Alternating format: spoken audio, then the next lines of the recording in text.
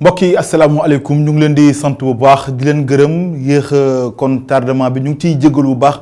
bisimilah leen ci xabaaru mbarax yi la ci gën a fës bokk na ci askanuk cité Zac Mbao maire ba Foutou ngàlloo ay morceau yu xonk wàcc mbedd mi la ñuy sàkk mooy ay pont ndax nee nañu kon ci jafe-jafe ak i ñàkkub karang gu yaatu la ñu nekk liggéeyu TER yi kon leen ci jokkari baaraamu tuuma ñu ngi woo njiitu réew Macky Sall ngir mën ci saafara daan ci dikk ni mu gën a yaatoo ci biir xabaar yeeg Mamadou Lamine Fati. ambassadeur bu Chine nekk fii ci Sénégal di dalal xelu wayjuru ndongo yi nekk ca réewum Chine seen lim toll ci fukk ak ñett ne nag lépp loo xamante ne ni njàppandal la ki matuwaay réew ma jël na ko ngir rek fàggandiku askan wa fa nekk ci jàngoro googee di coronavirus ay kàddoom di ngeen ko teelu nu mu gën a yaatoo ci biir xabaar yi. article ay bés bi nag tey ñu daal di ko jagleel sunu nattaango yu Seneweb def ab gëstu gu yaatu ci dundinu célibataire yi ci réew mi ginnaaw kon kaddu ñuy dégg moo xam góor ak jigéen ka ko bind di Mouhamed Rassoul Gueye dénk na ci kaddu El Hadj Malick Cissé dañ ci ànd ak moom ci njeextalu xabaar bu ci àllaan rek kon loolee moo gën a fës ci xëtu xabaar yi ne skir ñu ci faram fàccee.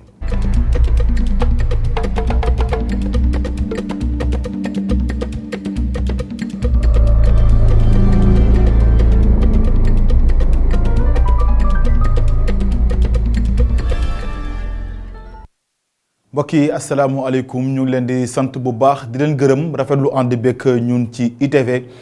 xabaaru marax yi kon des koy tàmbali dañ ko junjee ci ndort li ak askan ga yeewoo ca Zac Mbao danoo mer ba Foutou ni ki tey kon morceau yu xonk la ñu xëyee ngir rek fësal seen nakar ne nag la ñu bëgg mooy ay pont di ay jaarukaay yoo xam ne dañ leen ko amal ndax danañ dox bés bu ne lu toll nag ci benn kilomètre ak genn wàll ngir jotee nag fa nu jëm te nag dañ ci jokkar baraamu tuuma liggéeyu TER yi ba tax nag kon dañuy sàkk mooy ay saafara ci lu mu gën a gaawee loolu tax ñuy woo njiitu réew Macky Sall ngir mu daal leen ci taxaw Mamadou Lamine Fati reportage. benn bëgg-bëgg rek la ñu am ñoom passerelle la ñu bëgg. pollution sonore bi parce que ñoom dañ doon di liggéey suba ak ngoon yëpp supporté nañ ko mais tey lu nu mënul supporté mooy ñu tëj ñu parce que dañu yàgg tëj bii nag moom dafa gën a garaaw parce que suñu doom yi suñu jabar yi dem marché infrastructure yëpp ñu ngi de l'autre côté pour ñu dem fa ils vont faire fii la ñuy dem ñax yi ngay gis foofu lay xale yi ak jigéen ñi nar a traversé yéeg pont bi wàcc si route nationale bi ce qui fait 1 kilomètre 500 daan ko parcourir alors que kii baa ngi ni à moins de 100 mètres route nationale baa ngi ni à moins de 100 mètres mu nekk bunt bi nga xam ni 52 cités de la ZAC mooy seen yoon fii mooy seen yoon 52 cités 52 cités yëpp amul kenn kuy jaare ji fële Rufisque amul kenn kuy jaare ji Kër Mbay Fall parce que fii mooy seen yoon ñu tëj ko mais fan la ñu jëm. élèves yi ak étudiants yu nekkee ci Zac Mbao jafe-jafe ju rëy la ñuy am ngir mën a génn loolu yëpp lu ko waral mooy liggéey yi nga xam ne ñu ngi koy defee ci projet TER bile rawatina ñàkk kaaraange bu ne ci seen gox gile. suñ naree tëj lii ñun dootuñu amati fu ñu jaar problème mu transport bi aussi day metti ci ñun parce que boo naree jóge fii pour dem VDN da ngay paas 100 francs pour dem Rufisque paasaat 100 francs pour Grand Mbao doog a paasaat clando bu la dugal nga paasaat 44 bi muy 750 booy dem 750 aller 750 retour suñ ko naree dajale chaque jour nekkuñu ci sécurité ba pare buñ naree xëy fajar bi pour génn fii agression bi bëri na fi bandi yi bëri nañ fi lépp a ngi fi fii passerelle lañ bëgg. jigéen yi ñoo gën a am loraange ñoom tëju bu ñu nekkee seen dëkk bi le indil na leen gàllankoor yu bari tey jile sax ñoom ñu ngi tàllal loxo njiitum réew mi ndax mu wallu leen. fii la nu ma agressé ba damm sama tànk ñu bëgg nu tëj ñii ñun dañu bëgg rey ñun ay mag lanu dañuy doxi suñu soxla Macky Sall na wax ci ñun tudd nu gouverneur tudd nu préfet ñun Macky Sall dañuy waxal ci boppam moom lan la na wax ci ñun Macky Sall ñoo ko fal na wax ci ñun bu bëggee ay néew tëdd fii da tëj fii bu ko tëjee dana gis ay néew. askan wi dëkkee sa Zac Mbao fu mu toll nii mar nañu ba futu ñoom xamatuñu lu ñuy def takk nañu ay brassard rouge génn ci mbedd gile loolu yëpp ngir laaj ñu defal leen passerelle bi seeni gox gile ngir ku jóge seeni gox gi mën a dem ci tali bi te doo am jafe-jafe. di ko gërëm bu baax Mamadou Lamine Fati daal di àddu ci wàllu wér-gu-yaram ak ambassadeur bu Chine di jëwriñ gi nga xam ne moo nekk réewum Chine fii ci Sénégal mu ngay dal xelu way juru ndongo yi nga xam ne ñoo ngi ca diwaanub Wuhan nekk ca Chine seen lim toll ci fukk ak ñett nee na nag lépp loo xamante ne ni matukaay la réewum Chine mu ngi koy jël ba noppi di leen wàllu ci bépp anam ñu teewlu kàddoom Yang Xun ci micro El Hadj Malick Cissé ak Babacar Ndaw Faye. Je peux donner un message aux parents de ces étudiants. Leurs enfants sont en bonne condition de vie en Chine. seeni ay doom ñu ngi ci condition yu baax ci Wuhan ndaxte ñi nga xam ni ñooy suñu ay médecins ñi ngi jël ay ñi ngi leen ñi toppatoo bu baax seeni condition de vie ak tamit lu soxla seen wàllum wér-gu-yaram seen li ñuy lekk lépp ñi ngi koy matale ndax suñu jëwriñ gi ñu dénk wàllum affaires étrangères ak jëwriñ gi ñu dénk wàllum éducation ñoom ñi ngi taxaw ci li nga xam ne mooy importance su ndongo yooyu ndax lu ëpp ci ay junniy ndongo yu bàyyi ko ci yeneen réew ñu ngi foofu nekk ci réewum Wuhan. Des milliers et des milliers des étudiants étrangers à Wuhan. daal di àddu kon ci leneen ak li nga xamante ne nii moo jëm ci wàllu woowee moom son excellence moo doon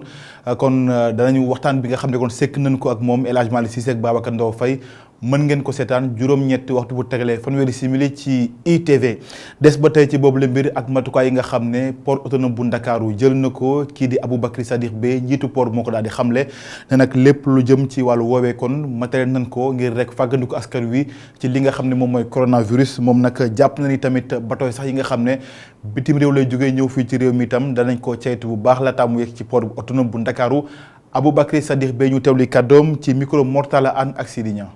waaw coronavirus bi xam nga port moom déjà dafa am benn dispositif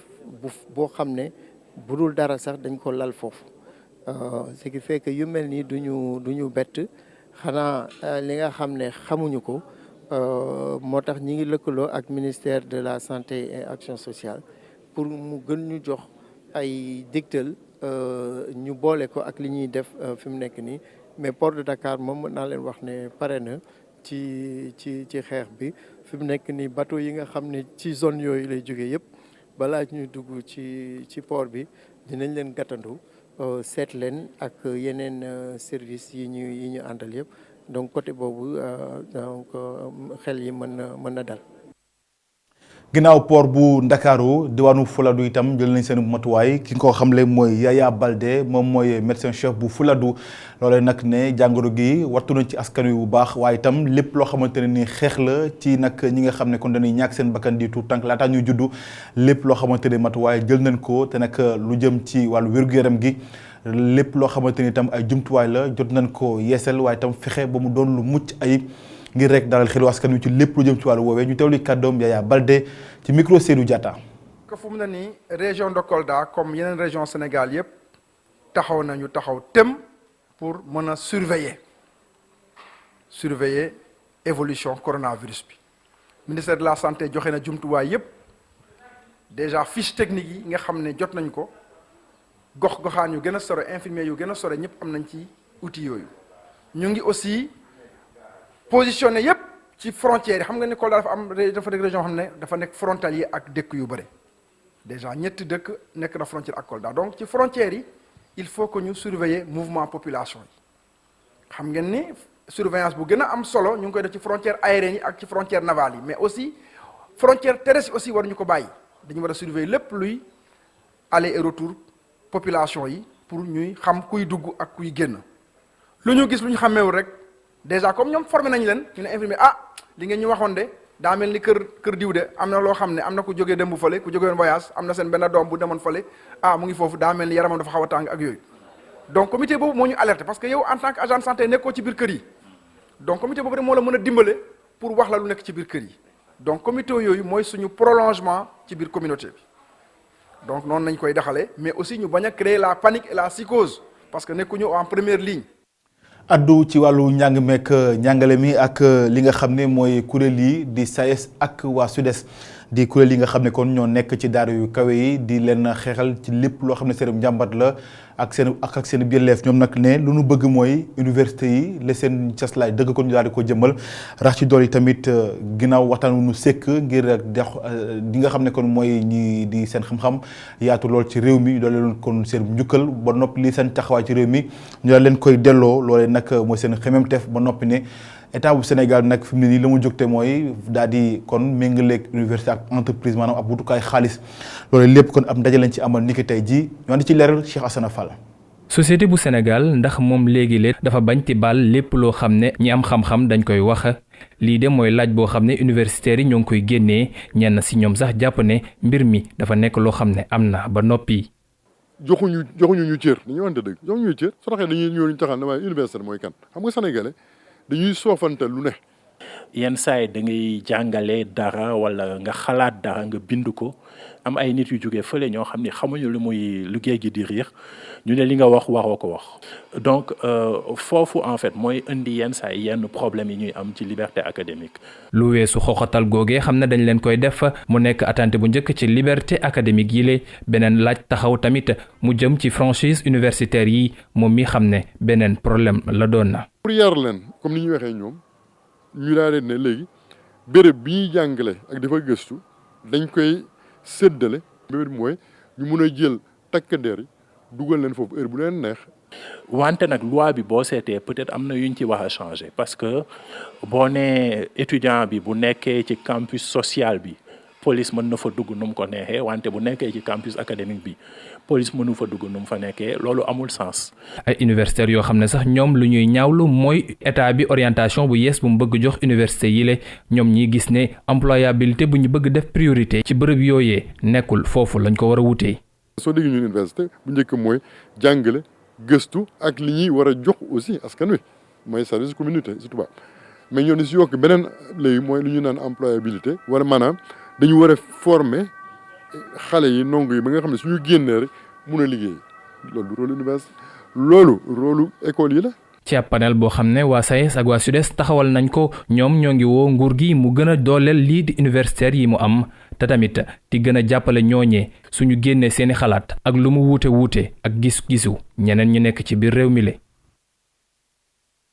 di ko gërëm bu baax Cheikh Assane Fall ak Sidi Niang ci boobu le reportage des ba tey ci wàllu njàng mi dana war a samp nag ay l'école yoo xam ne danañ fësal njàngaleeb diine moo xam bu chrétien am bu l'islam loolee nag la ñu mën a nemmeeku ngir rek xeex lépp lu jëm ci wàllu terrorisme loolee mooy téere bi nga xam ne Alioune Diop moo ko bind te mu doon fësal nii ki tey jii dippee ko Afrique ak ndono yi nga xam ne kon amee na ko moom Alioune Diop nag ci boobu le ndaje Monseigneur Benjamin Ndiaye di archevêque bu Ndakaaru teewe na ko du ñàkk danañ ci dikkaat mu gën a yaatoo ci sunu yeneen jotaay xabaar bu ci alande aljumay Subdeco amal nañ ko niki démb jubluwaay li mooy fexe ba ndongo yi mën a am kon yitte gu yaatu waaye itam mën a am fu nu sóobu ginnaaw njàng meeg njàngale mi loolu nag waaye itam waajal leen ci lépp loo xamante ne ni mooy ëllëg ak nanoo fexe ba am liggéey ci Sénégal ab ndaje waxtaan gu yaatu lañ ci daal di amal ci teewaayu directeur général bu port autonome bu Ndakaaru lañ doon waxtaanee rek mooy solo bi nga xam ne kon géej am na ko ci réewum Sénégal loolu lépp moo doon waxtaan wi ma nga amee ci teewaayu Mortal Anne Sidi Niang. li waraloon bi lépp ndaje doonul leen lu dul ñaax ndaw ñi ci wàllum potentiel bi nga xam ne Sénégal am na ko lii di port autonome Dakar daal nay pare ngir ibbi ay buntam ngir ndong yi mën a jëfee li ñu jàng. ci bànqaas bi nga xam ne mooy tàggat xale yi ci lépp loo xam ne dafa dem ci transport ak logistique ñu waxtaan ak ñoom ci potentiel bi nga xam ne Sénégal am na ko ci mbirum lépp loo xam ne dafa jublu ci port. buñ ci tàggatul suñu xale yi dañuy continuer di duma yu metti parce que Afrique li muy jënd li muy maanaam poids am ci jënd ak jaay ci àdduna dafa tuuti. tijji nañu buntu port pour que yu mel ne base logistique bi ñuy war a def xale yi donc ce port pare na pour ci leen accueillir leen ñoom aussi ñu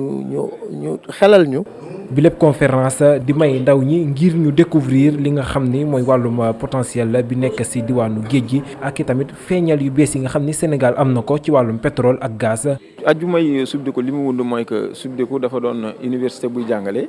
waaye tam université boo xam ne tamit bu ñuy xalaatee lu bëri la donc dafa tànnoon aju si ngoon nga xam ni bu ñëpp wàccee ñu ñëw daje daal di jël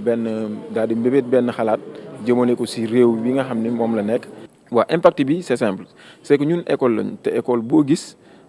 li mu gën a bëgg mooy di jokkook ay entreprises yu mag comme yu port wala Sonatel wala yeneen entreprises yu mag a mag pour que suba ay ndawam ñu mën leen a gis ñoom it xale yi dem liggéey si ay sujets yoo xam ni foofu loolu la concerné pour ñu mën leen a jël suba. Ajumaay Sudeko ñu mbëbët ko ngir di waxtaanee ay questions yu am solo ak i tamit fexe ba Sénégal daal di dugg ci chaîne de valeur internationale yi.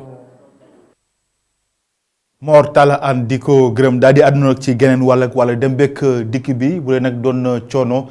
ci borom oto yi waaye nag la gën a doon kon jafe-jafe seen kaw mooy fu nu gaare loolu nag lu ne askan wi nga koy jëfandikoo ngir rek am pàkk boo xam ne mënees na fa gaare seen woto ngir dox seen soxla loolu nag dañu jéem a xool lan mooy tontu li ak taxawaay bi nga xam ne gardien yi ak ñi nga xam ne ko ñooy borom parking yi amee leen ko ci jafe-jafe ñoo di ci leeral ak Moustapha Gabar Diop Moussa Fall reportage. gaarewu Dakar doon jafe-jafe boo xamante ne képp kuy dawal dina ko am bés bu ne gannaaw fii ci Point E ñii di agent de sécurité yi war a toppatoo espace de stationnement yi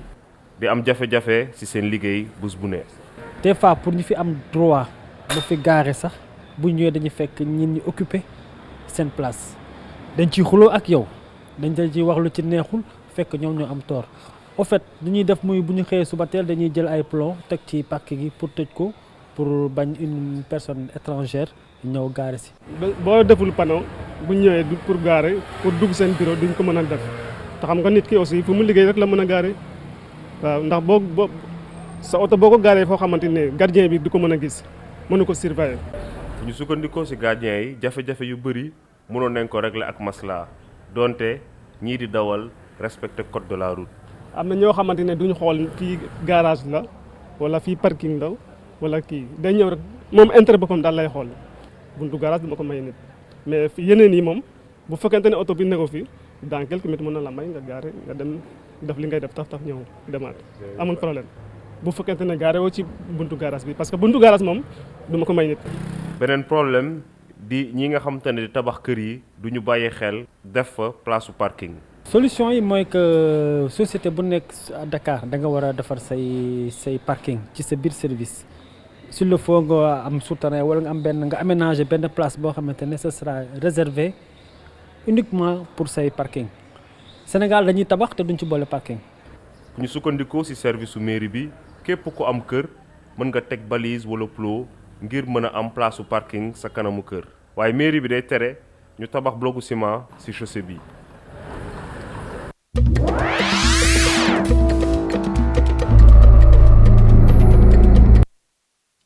laccum bitim réew lañ ci ànd ak Mame Abdou Gaye Kassé. réewum Gabon daal nay jël dogal daal di tëj frontière am pour képp ki nga xam ne rek da nga bàyyeekoo ci réewum Chine lu ñuy bañ nag mooy daal di nemmeeku foofule ab kaawu coronavirus gouvernement bi di dëggal ni ba jamono ji amul kenn ki nga xam ne rek gis nañ ko foofule ci réew ma te mu amee bi lay jàngoro. Libreville di fàttali ni lu toll ci juróom-ñeenti fukk ak ñetti doomam ñoo ngi dund fële ca Wuhan ak li ko wër te nag pare na ngir saa su ko laajee mu daal leen di jëli wante loolu nag daf ci àndal ak li nga xam ne rek moom mooy organisation mondiale de la santé maanaam mbootaay bu ñu dénk wàllum wér-gi-yaram ci àdduna bi. tere bi mu tere ñi nga xam ne nag dañuy bàyyeekoo ci réewum Chine ñu bañ a dugg ci réew ma dina am ab jeexintal ci koom-koomam ndaxte ay junni doomu réewum Chine ñoo ngi liggéey foofule ci ay secteurs yu mel ni pétrole minerai bois bâtiment ak li nga xam ne tamit moom mooy travaux publics.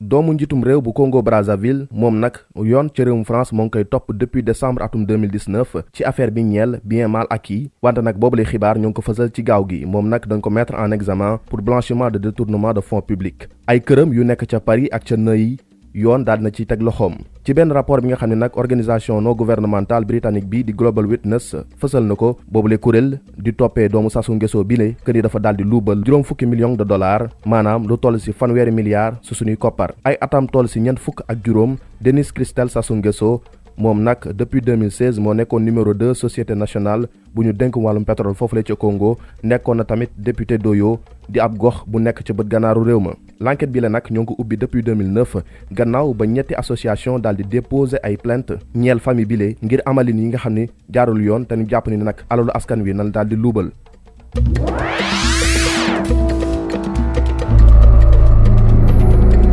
ca États-Unis ki nga xam ni moo amaloon ab fusillade foofule te ñaar fukk ak ñaari doomi aadama daal si ñàkk seen bakkan ci weerum août ba la ñu génn ca El Paso ca Texas moom nag ñu ngi koy toppee lu toll si juróom-ñeenti fukk chef d'accusation li ni mel nag maanaam faat bakkan ci tayeef bu ñu sukkandikoo ci ay documents yi nga xam ne rek yoon moo ko daal di fësal moom di wuyoo si turu Patrick Cruzus ay atam toll si ñaar fukk ak benn moom nag mën nañ koo tëj ci giiru dundam rax ci dolli yoon mën na koo faat ndaxte ci lu yàggul dara benn grand jury ca Texas moom moo daal di fësal daan bi ni mel moom nag dafa daal di fësal ni lu tax mu daal di def li ni mel lu mu si jublu woon mooy daal di ñaawlu rek bëri waayu hispanique yi foofule ca Texas moom Patrick Cruzus moo ngi bàyyeekoo woon ca dëkkam bii di Allen nekk ca bët gànnaaru état bile ci la daal di dawal otoom lu toll si fukk ak benn waxtu ngir dem foofule ca El Paso nekk ca frontière Nouveau-Mexique si loolee nag la daal di dugg si ab supermarché commencé tirer ci ful bu mu fekk foofule gannaaw loolu nag la daal di jébbal boppam ñi nga xam ne rek ñoom ñooy policiers yi ñu bëri si ñu mu faat nag daanaka ay hispanique nañu.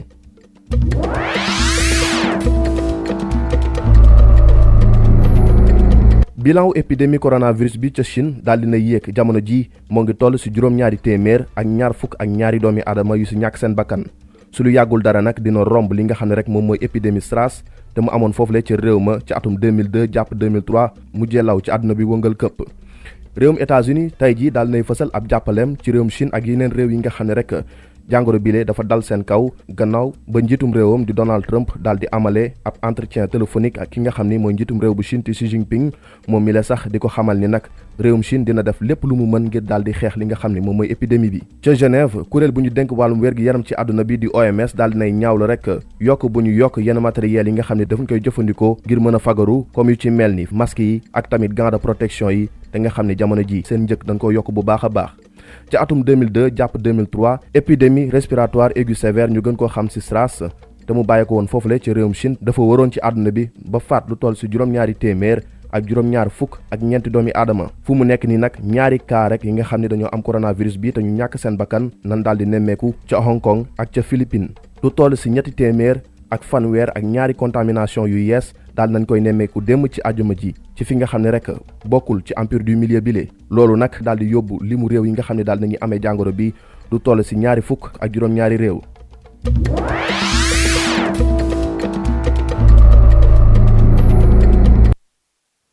di ko gërëm bu baax maam Abdou Gueye Kassé daal di àddu kon ci wàllu tàggat yaram ak maire bu Saint-Louis Mansour Faye daal di jébbal nag jumtuwaay jëm ci wàllu tàggat yaram yu am solo mboolem équipe yi fa nekk di football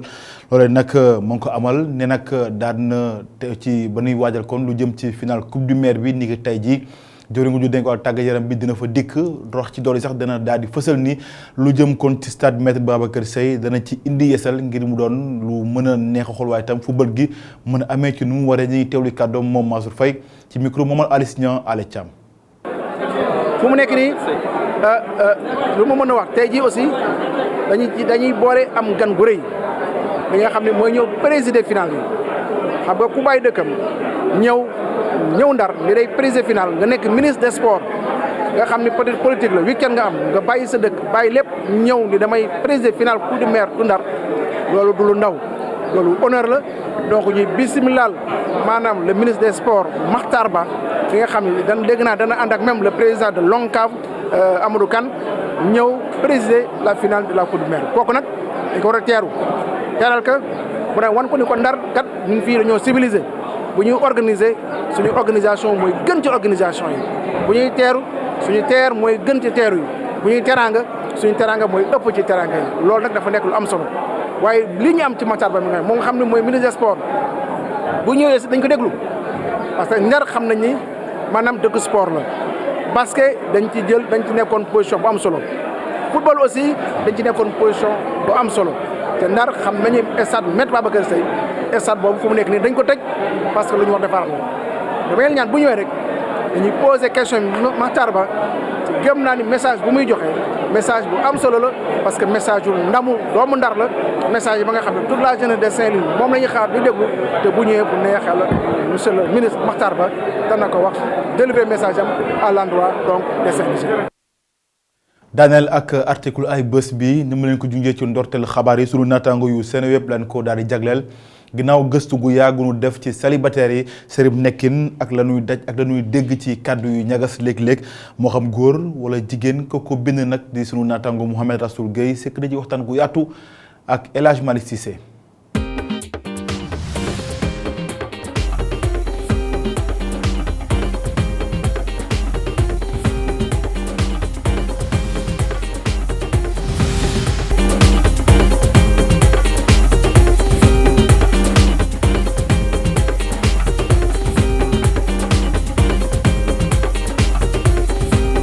célibataire toog amuloo soxna wala borom kër sa nekkin mën na demee nenn ñi boobu la citation ku ko xaatim Antoine Claude Gabriel Jobert la sama naataango bi nekk ca Seneweb xuus bu baax ci mbir mi.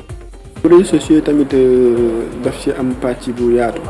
parce que ñëpp xam nañ ne internet ni muy demee nit dina bind lenn loo xam ni sax du yow yaa tax mu bind ko waaye di nga ko lire gis ci sa bopp bu dee koo xam ni ku nooy bopp la. ñu ko xam ni conscience am dëgërul mën na ni kii li mu wax dëgg la ñëpp tax nan ma nit dem war a tax dem sur la première venue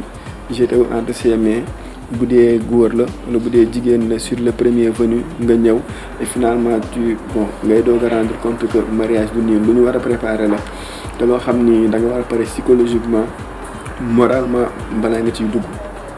te réseaux sociaux yi daf ci am doole gu bëree bëri. ñu bëri defloo na leen loolu.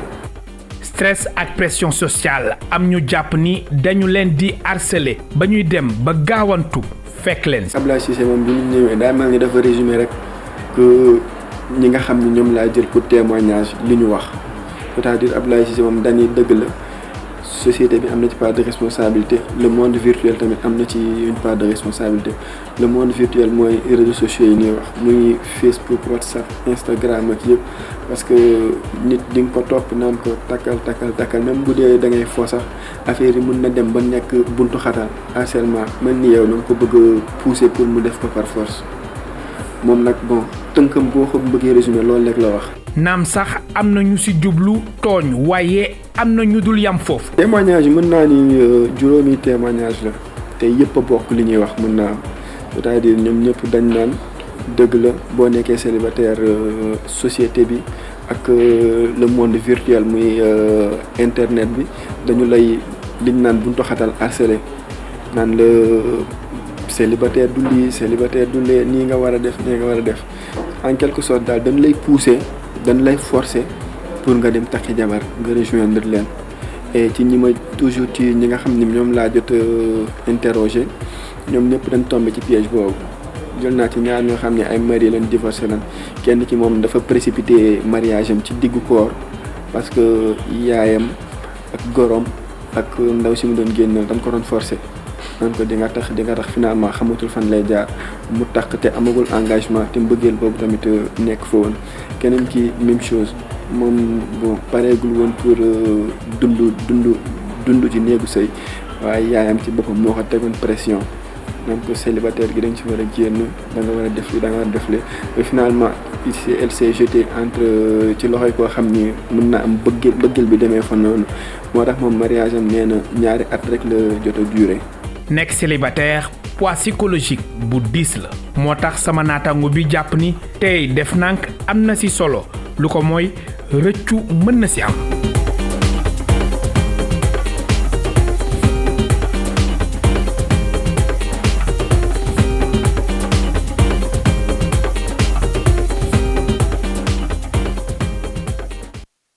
El Hadj Malick di ko gërëm ñàkkul ne dafa gis boppam ci la mu liggéey ni ki tey ji ci article ay bés bi